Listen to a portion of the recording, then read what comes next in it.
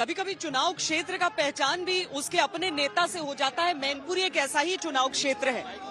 अखिलेश यादव हमारे साथ हैं, डिम्पल यादव जो कि चुनाव लड़ रही हैं।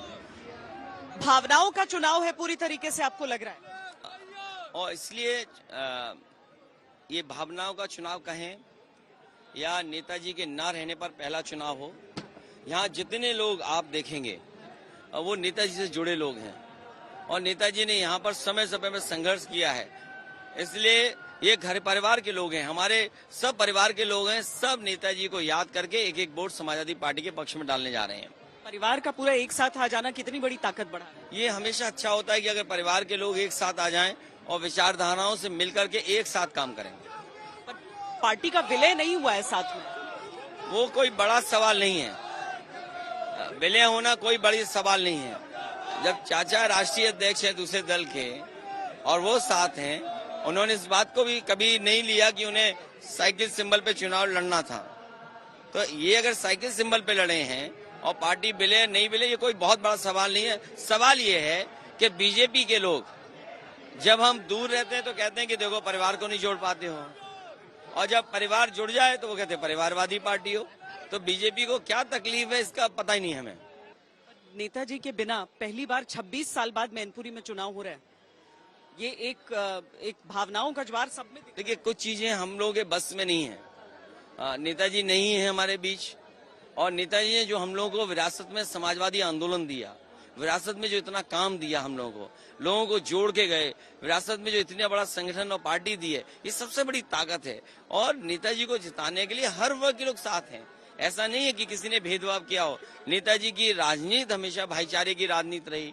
नेताजी ने जोड़ करके राजनीति की, नेताजी के सौहार्द की राजनीति थी।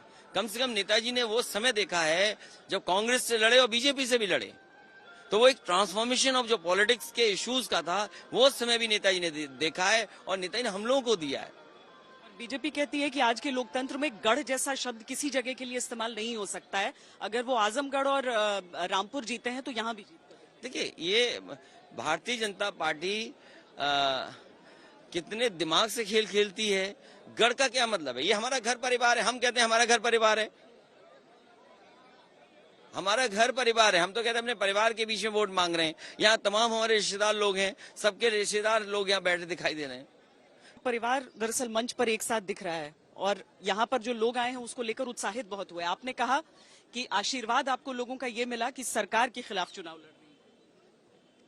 नहीं, ये जैसे कि आपने कहा है कि ये पहला चुनाव हो रहा है जब हमारे आदरणीय नेताजी नहीं है हम लोग के बीच में, और नेताजी ने हमेशा इसी क्षेत्र से उभरे हैं, इसी क्षेत्र में मेहनत करी है और लोगों ने उनको हमेशा सम्मान और साथ दिया है।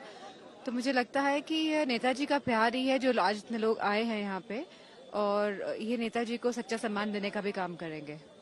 लाल जी, आपका आशीर्वाद सबसे बढ़कर, क्योंकि यहाँ पर बार बार जब प्रतीक्षा भी हो रही थी तो यही सब देख रहे थे। नेताजी गए लेकिन पीछे परिवार को जोड़ गए।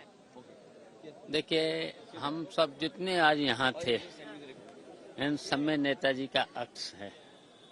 तो हम सब जितने यहाँ हैं नेताजी के आदर्शों पर चलने वाले लोग हैं। पर आपके जिन्हें आप शिष्य नहीं कह रहे हैं वो लड़ रहे हैं सामने। अवसरवादी हैं, अवसरवादी निकले हमारे। और बीजेपी कभी नहीं चाहती कि पिछड़ों का हक मिले। आप एक काम करिए, हमारा जो बीजेपी के प्रत्याशी हैं, बीजेपी के लोगों से ईडब्ल्यूएस का सवाल पूछिए कि आप पक्ष में हो कि खिलाफ हो। देखिए क्या जवाब देते हैं वो, और उसी से नियत पता लग जाएगी प्रत्याशी की और पार्टी की। केसी त्यागी जी ने बहुत बड़ी जिम्मेदारी आप पर दे दी है। ये इसलिए जिम्मेदारी दी, नेताजी बचपन में इनको लेके गए थे मेरे स्कूल में। पहले व्यक्ति होंगे और इन्होंने, इनके प्रिंसिपल ने बताया कि इन्होंने ताजा की कोई सांप आया था हमारे क्लास के अंदर और इनके पुरस्कार से वो सांप मारा गया था। आप हमारे, जब मैं बचपन में स्कूल, मिलिट्री स्कूल में था, तो सबसे पहले नेताजी आपको लेके गए थे। तो किस समय से लोग जुड़े हैं देखिए, कोई आज से लोग नहीं जुड़े हैं। यहाँ आलम बदी साहब हैं, किस जमाने से जुड़े हैं।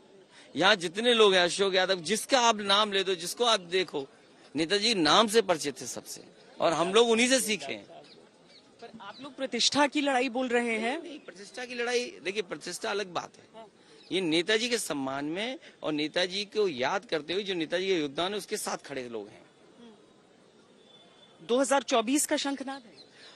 इसके बाद वो भी आएगा, शुरुआत वो भी होगा, वो भी एक हिस्सा होगा वो भी, क्योंकि यूपी के बिना जीते थे और जीतेंगे, डिम्पल यादव जीतेंगी। 24 का शंखनाद, 24 की शुरुआत है। हाँ, मैनपुरी की जो जीत है वो विपक्षी एकता का द्वार खोलेगी और 2024 की जो लड़ाई है उसका रास्ता साफ करेगी। और हम लोग पहले भी अपील किए हैं कि सभी राजनीतिक दलों को डिम्पल यादव जी को सपोर्ट करना चाहिए। आपने महसूस किया होगा बीजेपी को छोड़ करके कोई भी मान्यता प्राप्त पार्टी, देश की नेशनल हो या रीजनल हो, उन्होंने डिम्पल जी के खिलाफ कैंडिडेट खड़ा नहीं किया है। तो अपोजिशन यूनिटी जिंदाबाद जो है वो डिम्पल जी के जरिए और मैनपुरी के जरिए। आखिरी सवाल प्रत्याशी से ही कर लेती हूँ, बीजेपी को आपके खिलाफ खड़ा होना चाहिए था या नहीं होना चाहिए था? ये तो बीजेपी ने फैसला लिया है और ये उनका फैसला है, खड़े हुए हैं तो ठीक है। आप लोग पूरी उम्मीद से हैं कि यहाँ पर नेताजी के नाम पर क्यों ये कहते हैं आशीर्वाद दिया नेताजी ने, क्यों झूठ फैलाते हैं नेताजी के बारे में? पर वो तो तस्वीरें नहीं, वो जो पार्लियामेंट में जो परंपरा है, मुझे याद है जब मैं मुख्यमंत्री था, लास्ट डे स्पीच जो मेरी थी वो यही थी कि सब लोग लौट करके आए, सबका आशीर्वाद रहे। नेताजी सीनियर लीडर थे और नेताजी को याद करते हुए और डिम्पल को हराना चाहते हैं।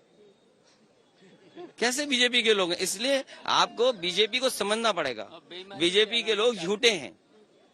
अच्छा, इनको हराने के लिए चाचा के यहाँ जो अधिकारी हैं उन्हें आप छुट्टी पे भेज रहे हो जबरन।